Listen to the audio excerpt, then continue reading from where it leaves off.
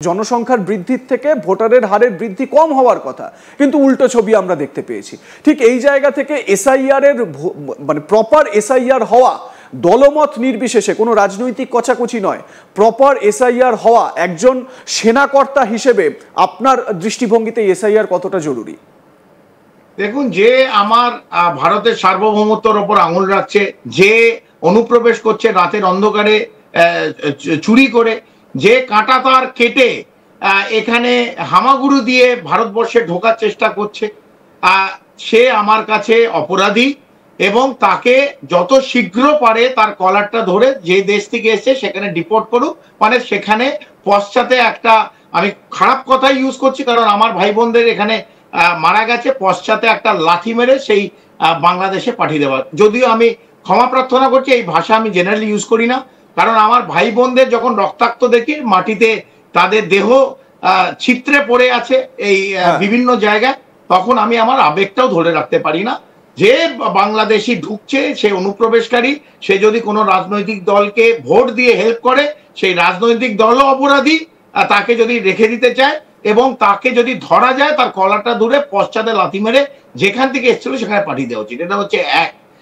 দ্বিতীয় নম্বর হচ্ছে, আমরা যদি এইটা এই সারের এসআইআর মানে স্পেশাল ইন্টেনসিভ ডিভিশনের মাধ্যমে যদি এটাকে আমরা সঠিকভাবে কাজ না করি এখন, যেটা একটা বড় কিন্তু আমাদের জন্য হেল্প, আমাদের সাহায্য, ভারতের সাহায্য, পশ্চিমবাংলার সাহায্য, যারা বাইরে থেকে এসে অনুপ্রবেশ করে ভারতীয় নাগরিক অথবা পশ্চিমবাংলা নিবাসীদের যে ভাত আর রুটি ছিনিয়ে নিচ্ছে, তাদের কাজ ছিনিয়ে নিচ্ছে, হাজার হাজার লক্ষ লোক, এটা তো 100,000 না, লক্ষাধিক, 1 কোটি লোক এই বিভিন্ন জায়গায় ছড়িয়ে আছে। আমরা মাঝে মাঝেই শুনছি 1,20,00,000, 1,30,00,000 নাম ইতিমধ্যে কেটে গেছে। তো এই নাম যেমন ডুপ্লিকেশনের নাম আছে, মাইগ্রেটরি যারা চলে গেছে কিন্তু নাম আছে, এটা যেমন সত্য, মারা গেছে ডেথ, তাদেরও নাম আছে, এটা যেমন সত্য। বহু লোক আছে যারা অনুপ্রবেশকারী, যারা হয়তো 2002-তে যাদের নাম নেই, তারা এইখানে কি 2 নম্বরই করে টাকা দিয়ে হয়তো আধার কার্ড, ভোটার কার্ড এগুলো পেয়ে গেছে, কিন্তু ভারতের নাগরিক নাই। সেই লোক যদি অনেক রাজনৈতিক বলে এদের কাছে তো সব বৈধ পেপার আছে, বৈধ পেপার থাকলেই যে এখানকার নাগরিক, এটা কেউ লিখে দেয়। এখানকার নাগরিক যখন সে এখান থেকে জন্ম করেছে, ভারতবর্ষের মাটিতে তার জন্ম হয়েছে, সে ভারতবর্ষের নাগরিক। অথবা যারা শরণার্থী এসছে, কেননা 2014 পর সিএ হয়েছে, সেটা 2024 করে দিয়েছে। এই যে নতুন অ্যাক্ট হয়েছে, সেই অ্যাক্টে যদি সিটিজেন অ্যামেন্ডমেন্ট অ্যাক্টে যদি তারা আসে, হিন্দুরা আসে, তা অত্যাচারিত হিন্দু যদি কয়েকটা রাষ্ট্র আছে, এটা পাস হয়েছে পার্লামেন্ট থেকে, সেই রাজনৈতিক দল যারা এটাকে বিরোধ করছে তারাও পাস করেছে এটা, অথবা তারা অ্যাবস্টেন করেছে, তো তাদের মদত ছিল, তারা এই কেন্দ্রের সরকারকে হেল্প করেছে। যদি না করতো তাহলে এটা নিয়ে আওয়াজ তুলতে পারতো, করেনি। তার মানে এরা এই সিটিজেন অ্যামেন্ডমেন্ট অ্যাক্ট অ্যাকসেপ্ট করেছে। তো হিন্দু যারা শরণার্থী আসছে তাদের এখানকার সিটিজেন দেওয়া হবে, এটা হচ্ছে মোদ্দা কথা। এছাড়া যারা অনুপ্রবেশ করছে তাদের আমি যে ভাষাটা ইউজ করলাম আবার, কারণ স্বপন যদি আমরা লার্জার স্কেল দেখা যায়, মুর্শিদাবাদ, এই মালদা, এই উত্তর দিনাজপুর, নদিয়া, উত্তর 24 পরগনা, দক্ষিণ 24 পরগনা, এখানে আপনি যেটা বললেন যে বাংলাদেশ থেকে অনুপ্রবেশ করে আপনার বাড়িতে সবজি বিক্রি করছে, আপনাকে সিসিটিভি লাগাতে হবে না। যা দর্শকদের, যারা বিশেষ করে পশ্চিমবাংলা দর্শক দেখছেন, আপনার আশেপাশে এত সিসিটিভি লাগাবার দরকার নেই। এই যে মইদুল অথবা শ্যামসুল যে সবজি বিক্রি করতে আসে, নাম নিয়ে ধরুন দীপ অথবা স্বপনের নামে, হিন্দু নামে, তার চোখটাই হচ্ছে সিসিটিভি। সে দেখে যাচ্ছে আপনার বাড়িতে কে কে থাকে, আপনার বাড়ি কে কি কাজ করে, কখন বেরোয়, কখন ঢোকে। এর থেকে বড় ইনফরমার আর কেউ হতে পারে না। এই যারা বিভিন্ন, এই আব্দুলরা বিভিন্ন জায়গায় ঘুরছে, যারা ভারত বিদ্বেষী, যারা বাংলাদেশি, আমি ভারতীয় বলছি না, সংখ্যালঘু মানেই খারাপ নয়, আবার এটা আমি কোট, কারণ আমি সামরিক বাহিনীর একজন প্রাক্তন। আমরা সংখ্যালঘুদের সঙ্গে, সংখ্যাগুরুর সঙ্গে একসঙ্গে লড়াই করি, কারণ যখন গুলি আসে কোন সংখ্যালঘু সংখ্যাগুরুকে দেখে আসে। তো আমাকে অন্তত কেউ জ্ঞান দেবেন না যে সংখ্যালঘু আর সংখ্যাগুরু কি।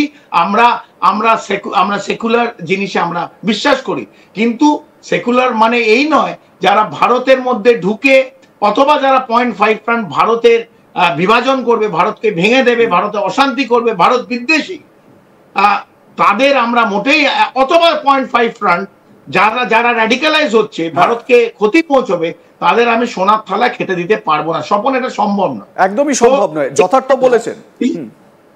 সেই জায়গায় সিসিটিভি তোমায় লাগাতে হবে না। সিসিটিভি হচ্ছে এই যারা আব্দুল মইদুল যারা ঘুরে বেড়াচ্ছে তারাই খবর দিচ্ছে, এবং এই যে ডাক্তার মডিউলদের কাছে খবর এই বিভিন্ন জায়গা থেকে এদের কাছেই যায়। এবং আমরা জানতে পাচ্ছি যে 6 তারিখ, কি ভয়ঙ্কর নিউজ, আমি এটা ব্রেক করছি, 6 তারিখ 6 ডিসেম্বর ছিল বাবরি মসজিদ ভাঙার দিন। সেটা ভালো, সেটা খারাপ, সেটা আর একটা আলোচনা। কিন্তু বাবরি মসজিদ ভাঙার দিনে ওই 6 তারিখে ওরা প্রায় 20টা বিস্ফোরক করতে চেয়েছিল ভারতবর্ষে বিভিন্ন শহরে এবং দিল্লিতে, এবং যেসব ধর্মীয় স্থান আছে, হিন্দু ধর্মীয় স্থান, মন্দিরে 4টে জায়গায় ওরা করতে চেয়েছিল, মেনলি দিল্লিতে এবং বিভিন্ন জায়গায় এয়ারপোর্ট, মল। এটা কিন্তু ওদের ডায়েরি থেকে পাওয়া গেছে, 25টা নাম পাওয়া গেছে। আরো ইনভেস্টিগেশন এগোবে, আরো বেরোবে। আমরা যারা এদের পাশে, যেহেতু সংখ্যালঘু, এদের কেন বলা হচ্ছে, বড় বড় কথা তুলি এদের পাশে, সংখ্যালঘু খারাপ নয়। সংখ্যালঘু যারা ভারতের প্রগতির জন্য এগিয়ে থাকে তাদের আমরা প্রণাম করি, তাদের স্যালুট জানাই। এপিজে আব্দুল কালাম আমাদের নমস্য, আমরা ওনাকে প্রণাম জানাই। এপিজে আব্দুল কালাম লোকের মানে ওনার মতন লোক আমাদের কাউকে জানিয়ে দিতে হবে না, আমাদের বুকের মধ্যে আছে একদমই। কিন্তু এই আব্দুলও আছে, এই মইদুলও আছে, আবার এই শাহিন আছে। কর্নেল চৌধুরী, যখনই এই ধরনের ঘটনা ঘটে তারপরেই দেখা যায় যে একটা গ্রুপ আমাদের মধ্যে থেকে, আমাদের সোসাইটি থেকেই একটা গ্রুপ, তারা একটা ন্যারেটিভ তৈরি করার চেষ্টা করেন। তারা এটা বোঝাবার চেষ্টা করেন যে জিহাদের বা সন্ত্রাসবাদের কোনো ধর্ম হয় না, নানান রকমভাবে তারা সেই ন্যারেটিভ তৈরি করার চেষ্টা করেন। ভারতীয় জনতা আমরা কিন্তু সেটা জানি যে জিহাদের কোনো রকম ধর্ম হয় না, কিন্তু যারা এই বিস্ফোরণগুলো ঘটাচ্ছে, যারা এই কাণ্ডগুলো ঘটাচ্ছে, সেই নামগুলোকে খুঁজে বের করা এবং সেই নামগুলোকে মানুষের সামনে তুলে ধরতে সেই সোসাইটির যারা এই ন্যারেটিভ তৈরি করছে তাদের কেন একটা দ্বিধা, এটা যুগের পর যুগ ধরে চলে আসছে। যদি এই ডক্টর শাহিন সাঈদ তিনি এই যে কাণ্ড ঘটিয়েছেন বা এর সঙ্গে যুক্ত থাকলেও থাকতে পারেন, তার কাছ থেকে প্রচুর অ্যামোনিয়াম নাইট্রেট পাওয়া গিয়েছে, র্যাডিক্যালাইজড হয়ে গিয়েছিলেন, তাহলে কেন এই শাহিনের নাম মুখে আনা যাবে না? কেন এই শাহিনকে অপরাধ করেছেন বা অভিযুক্ত হয়েছেন এটা বলা যাবে না? আমার বেসিক প্রশ্নটা ঠিক এই জায়গায়, যারা যুগের পর যুগ ধরে এই ন্যারেটিভটা তৈরি করে আসছেন। কর্নেল চৌধুরী, আপনার কাছে আরো একটি বিষয় আমি এবারে আসতে চাই, সেটা হচ্ছে গিয়ে আমরা এতদিন পর্যন্ত, মানে একটা সময় ছিল যখন আলোচনা হতো ভীষণ রকমভাবে লোন উলফ অ্যাটাক নিয়ে। একজন নিজের শরীরে বিস্ফোরক নিয়ে আসলেন, ব্লাস্ট করলেন, নিজেও চলে গেলেন। হ্যাঁ, আপনি ফিদায়ের কথা বলছেন, একদম ফিদায়ে জিহাদি যারা নিজেদেরকে শেষ করে দিলেন। এবার তাদের ধর্মে বলা হচ্ছে বা তাদের ব্রেন ওয়াশ করা হচ্ছে যে তারা জান্নাত পেয়ে গেলেন, 72 হুর ইত্যাদি ইত্যাদি অনেক কিছু কনসেপ্ট আছে, আমি সেটাই যাচ্ছি না।